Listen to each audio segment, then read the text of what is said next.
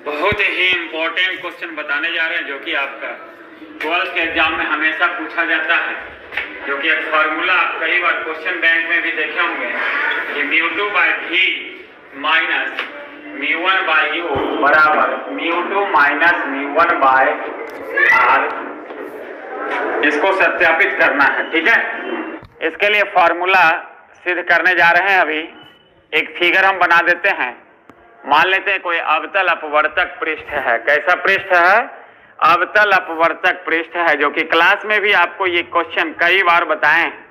ये क्वेश्चन जो है हमेशा पूछता है एग्जाम में, ठीक है। ये एक सरल रेखा है, ये ध्रुव हो गया। ध्रुव को इंग्लिश में पोल कहते हैं, इसलिए P से सूचित किए हैं।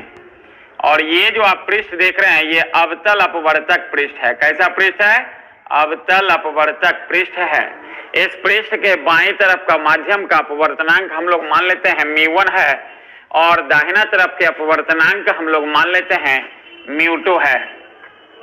अपवर्तनांक को हम लोग μ से सूचित करते हैं। क्लियर है? तो ये जो पृष्ठ है आप देख रहे हैं, इसके बाईं तरफ का माध्यम अलग है और दाहिना तरफ का माध्यम अलग है। इधर का माध्यम का अपवर्तनांक हम लोग μ1 लिए हैं और दूसरे तरफ के माध्यम का अपवर्तनांक हम लोग μ2 लिए हैं। यहाँ पर मान लेते हैं कि कोई बिंदुवत वस्तु है O, कोई बिंदुवत वस्तु O है, बिंदु आकार का कोई वस्तु कंसीडर कर रहे हैं। यहाँ से एक प्रकाश का किरण यहाँ सपोज गया, ये आपतित किरण है। क्लियर? और ये जो पृष्ठ है, आप अवतल पृष्ठ जो आप देख रहे हैं, इसका वक्रता केंद्र मान लिया जाए यहाँ पे C है। तो जहां पे प्रकाश आपतित हुआ है वहां पर C से क्या किए? एक अभिलंब डाले हैं। C से क्या किए हैं? एक अभिलंब डाले हैं। तो अभिलंब से यह आपतित किरण जितना कोण बना रहा है उसको कौन सा कोण कहेंगे? आपतन कोण कहेंगे। क्या कहेंगे? आपतन कोण, जिसको हम लोग I से सूचित करते हैं। क्लियर? तो मान लेते हैं कि μ2 इज ग्रेटर देन μ1। कहने का मतलब क्या है कि दूसरा जो माध्यम आप कंसीडर कर रहे हैं, जो दाहिना तरफ का माध्यम है, उसका अपवर्तनांक ज्यादा है। दैट मीन्स क्या? दूसरा माध्यम सघन माध्यम और पहला माध्यम विरल माध्यम है। आपको बताया गया था क्लास में भी कि जिसका अपवर्तनांक अधिक है वो सघन माध्यम, और जिसका अपवर्तनांक कम है वो क्या है? विरल माध्यम। क्लियर? ये सघन माध्यम हो गया और ये आपका विरल माध्यम है। विरल माध्यम से प्रकाश जब सघन माध्यम में जाएगा तो क्या अभिलंब की तरफ झुक जाता है। जब प्रकाश का किरण विरल माध्यम से सघन माध्यम में जाएगा तो अभिलंब की तरफ झुक जाएगा, क्योंकि सघन माध्यम में वेग जो होता है घट जाता है। तो यहां से एक अभिलंब डाले थे तो ये अभिलंब की तरफ झुक गया। ये आपतन कोण I है और ये अपवर्तन कोण जो दूसरा माध्यम में आप देख रहे हैं R है। अपवर्तन कोण को हम लोग स्मॉल r से सूचित करते हैं। दूसरा किरण हम लोग सीधे ले रहे हैं तो ये सीधे स्ट्रेट चला जाएगा, तो कहीं कटने का कोई सवाल नहीं है। तो इसको भी बैकवर्ड डायरेक्शन में जब ला रहे हैं तो ऐसा देखते हो इसको भी, तो यहां पर एक प्रतिबिंब का निर्माण हो रहा है। क्लियर है? वस्तु कहां पे था? बिंदुवत वस्तु O था। C से यहां पे एक अभिलंब डाले थे, यहां पर एक लंब डाल रहे हैं जो प्रधान अक्ष है, जिसको मुख्य अक्ष कहते हैं। यहां पर एक अभिलंब डाल रहे हैं। बिंदु मान लीजिए ये M और ये बिंदु मान लीजिए N मान लीजिए। इसको अल्फा मान लीजिए, इसको बीटा मान लीजिए और इसको गामा मान लीजिए। बहुत ही इजी तरीके से फार्मूला आपको सिद्ध करके बता रहे हैं। क्वेश्चन जो है कई बार आपका एग्जाम में पूछा गया और बहुत ही इंपॉर्टेंट क्वेश्चन आप क्वेश्चन बैंक में भी देख सकते हैं। कोई भी वस्तु का दूरी, चाहे प्रतिबिंब का दूरी या वक्रता त्रिज्या, कहां से मापा जाता है? ध्रुव से मापा जाता है, यानी कि पोल से मापा जाता है। तो ध्रुव से ये जो वस्तु है, बिंदुवत वस्तु जो मानित है, इसका वस्तु का दूरी को क्या चीज से सूचित करेंगे? U से सूचित करते हैं। और जो प्रतिबिंब I जो बन रहा है, प्रतिबिंब का दूरी को V से, और ये वक्रता केंद्र है, वक्रता केंद्र का दूरी को वक्रता त्रिज्या कहते हैं, जिसको हम लोग r से सूचित करेंगे। क्लियर है?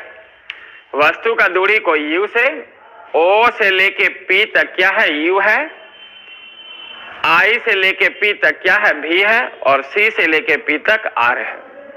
क्लियर है? कहीं कोई दिक्कत बढ़े?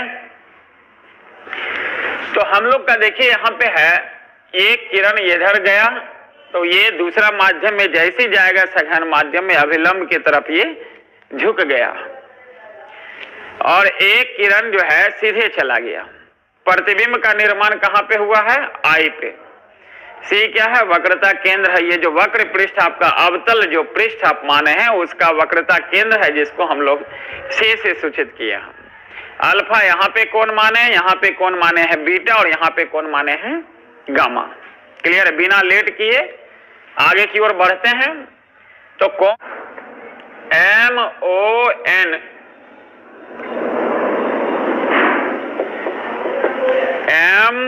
MON की जगह पे क्या है, अल्फा है। उसी तरह से MIN की जगह पे क्या है, बीटा है। और MCN के जगह पे क्या माने हैं, गामा माने हैं।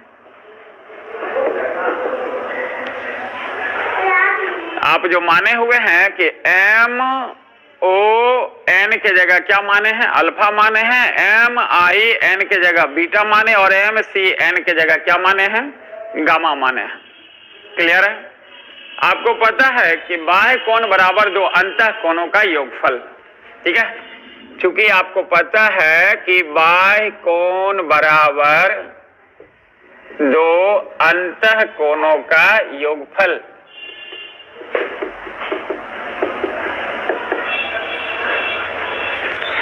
आप अगर त्रिभुज लेते हैं MOC में लेते हैं, MOC में जब ले रहे हैं तो M यहां पे है और यहां पे O है और ये C है, तो इसमें देख सकते हैं अंदर का कोण यहां पे I है और यहां पे देखिए अल्फा है, और बाहर का कोण यहां पे क्या है, गामा है। तो गामा इज इक्वल टू हो जाएगा बाह्य कोण बराबर दो अंतः कोणों का योगफल I प्लस अल्फा, यानी I बराबर लिख लेंगे गामा माइनस अल्फा। ये अल्फा इधर प्लस में इधर जाएगा तो क्या होगा, माइनस में होगा। उसी तरह से त्रिभुज MIC में लेते हैं, MIC में लेते हैं तो M यहां पे है, I यहां पे है और C यहां पे है। तो ये R है तो ये भी छोटा वाला क्या हो जाएगा, R हो जाएगा। तो बाहर वाला कोण देखिए गामा है और अंदर यहाँ पे R है और यहाँ बीटा है। ये बाह्य कोण इधर वाला जो R है ये इधर R होगा, ये भी जब वो R है तो ये भी R होगा। तो R प्लस बीटा बराबर क्या हो जाएगा, गामा। R प्लस बीटा यानी कि R बराबर गामा माइनस बीटा। क्लियर है? आपको बताया गया है कि जिस माध्यम का एंगल उसका म्यू से मल्टीप्लाई करना बराबर दूसरे माध्यम का। तो इधर का एंगल क्या है, आई आपतन कोण, इधर का है म्यू क्या है, म्यू1। तो साइन आई गुने म्यू1 बराबर दूसरा माध्यम में ले रहे हैं साइन आर गुने म्यू2। ठीक है? आपको ये भी पता होना चाहिए कि अगर कोण का मान कम रहे तो साइन लगभग में क्या, साइन को या टेन रहे तो साइन या टेन को आप हटा सकते हैं। जरूरत पड़े तो हटा भी सकते हैं, जरूरत पड़े तो ला सकते हैं। अगर एंगल का वैल्यू बहुत कम है तो साइन आई के जगह सिर्फ आई लिखेंगे और साइन आर के जगह सिर्फ आर लिखेंगे। तो आप इसको इस तरह से भी लिख सकते हैं, म्यू1 आई बराबर म्यू2 आर। और आई और आर का जो वैल्यू है यहां से हम लोग पुट कर रहे हैं। तो म्यू1 आई के जगह लिख देंगे क्या, गामा माइनस अल्फा। म्यू2 आर के जगह लिख देंगे गामा माइनस बीटा। क्लियर है? अब इसमें आप देख सकते हैं, ये एक चीज और देख लीजिएगा, त्रिभुज MON में देखिए, MON में देख लीजिए, त्रिभुज MON में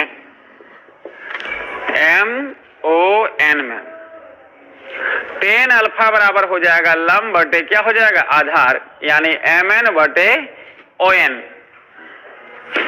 tan अल्फा के जगह सिर्फ लिख देंगे अल्फा बराबर MN बटे हो जाएगा ON, लंब बटे क्या हो जाएगा, आधार हो जाएगा। MN देखिए लंब है और ON देखिए क्या है, आधार है। क्लियर है? उसी तरह से MIN में, त्रिभुज MIN में tan बीटा हम लोग ले रहे हैं, MIN में tan बीटा ले रहे हैं, तो लंब बटे क्या हो जाएगा, आधार, यानी MN बटे क्या हो जाएगा, IN।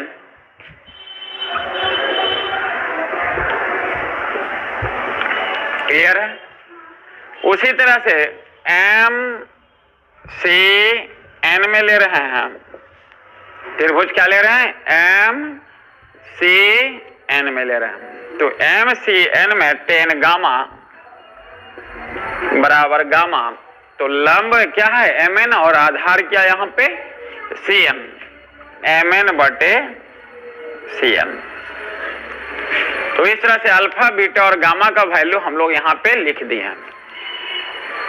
हम लोग क्या किए हैं, देखिए यहाँ पे आप माने हुए हैं, इसको अल्फा माने हुए हैं, इसको बीटा माने हुए हैं, इसको गामा माने हुए, ये वैल्यू आपको माना हुआ है, जो कि फार्मूला सिद्ध करने के लिए हम माने हैं। तो हम लोग क्या किए हैं, आपको पता है कि बाह्य कोण बराबर दो अंतः कोणों का योगफल। जो बाहरी कोण होता है, कोई ट्रायंगल है, कोई त्रिभुज है, उसमें जो बाहर का कोण बराबर दोनों कोण अंदर का योगफल। तो अगर ये वाला त्रिभुज आप लेते हो तो गामा देखिए बाहर वाला कोण है और अंदर वाला कोण देखिए यहाँ पे आपतन कोण था I, और यहाँ पे देखिए कोण माने हैं जो अल्फा, यानी गामा बराबर I प्लस क्या हो जाएगा, अल्फा हो जाएगा। उसी तरह से अगर ये वाला ट्रायंगल मान रहे हैं तो गामा बराबर यहाँ R है, या अपवर्तन कोण देखिए R है, ठीक है, तो अपवर्तन कोण R है तो ये भी R होगा, तो R प्लस बीटा बराबर क्या हो गया, गामा हो गया। तो I और R का वैल्यू इसे निकाल लिए। आपको पता है कि जिस माध्यम का एंगल उसका म्यू, तो एंगल इस माध्यम का देखिए आपतन कोण I था, तो इसका म्यू के जगह क्या लिए हैं, μ1, तो μ1 और यहाँ I है और इधर μ2 है, इधर कितना है, R है, और I और R का जो वैल्यू है यहाँ पे, I और R का जो वैल्यू आया है, ये दोनों वैल्यू यहाँ पे पुट करेंगे। उसके बाद एक बार ये ट्रायंगल लिए हैं, तो इस ट्रायंगल को लीजिएगा, इस त्रिभुज का लीजिएगा, तो क्या हो जाएगा, अल्फा है, तो tan अल्फा बराबर tan थीटा बराबर क्या होता है, लंब बटे आधार। तो लंब क्या है आपका MN, और आधार देखिए यहाँ पे अल्फा जब लिए हैं तो यहाँ आधार क्या ON है। अगर अब बीटा लेंगे तो ये वाला लेना पड़ेगा ट्रायंगल, तो लंब बटे आधार यानी MN बटे इसमें बीटा के जगह पे IN, और गामा वाला जब लीजिएगा तो ये छोटा वाला जो ट्रायंगल आपको दिख रहा है, तो लंब बटे क्या होगा, आधार होगा, यानी MN बटे CN। ये वैल्यू अल्फा बीटा गामा इसमें पुट कर देंगे। क्लियर है? अल्फा बीटा और गामा का जो वैल्यू आ रहा है वो इसमें जब पुट करेंगे तो ये आ जाएगा,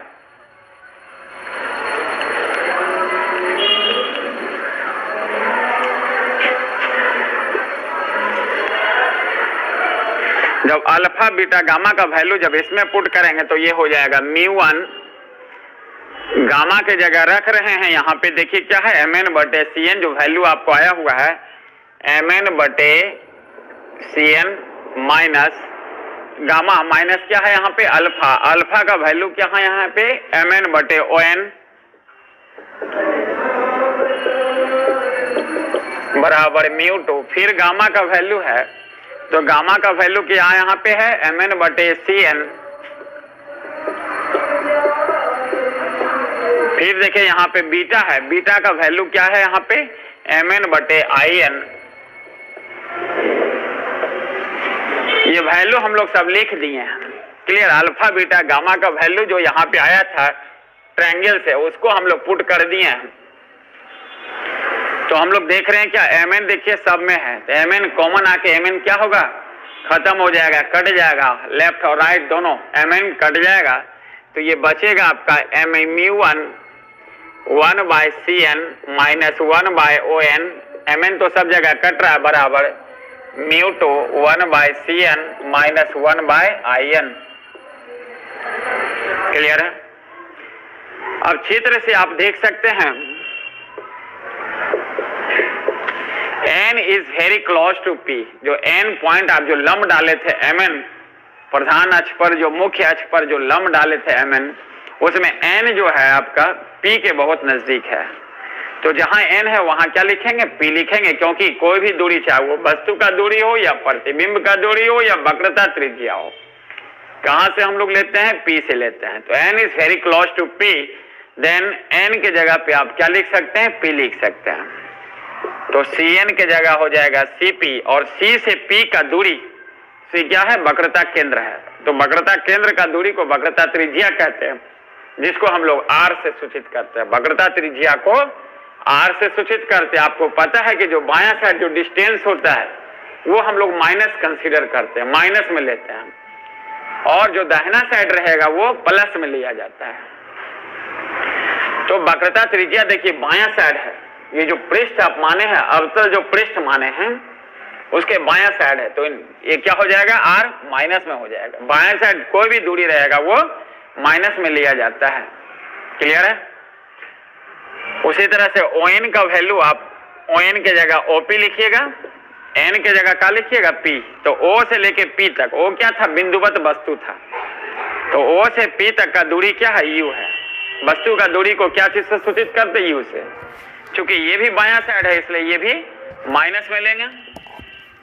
फिर In के जगह हो जाएगा IP। तो I क्या था, प्रतिबिंब का निर्माण कर रहा था, तो प्रतिबिंब का दूरी को देखिए क्या लिखे हैं, V। प्रतिबिंब का दूरी को V से सूचित करते हैं, और ये भी देखिए बायां साइड है इसलिए ये भी माइनस में होगा, माइनस में। ये तीनों वैल्यू जब आप यहाँ पे पुट कीजिएगा तो ये फार्मूला सिद्ध होके आएगा, mu1 1/cn के जगह क्या लिखिएगा, minus r minus u, mu2 1/-r minus 1/ क्या, माइनस v।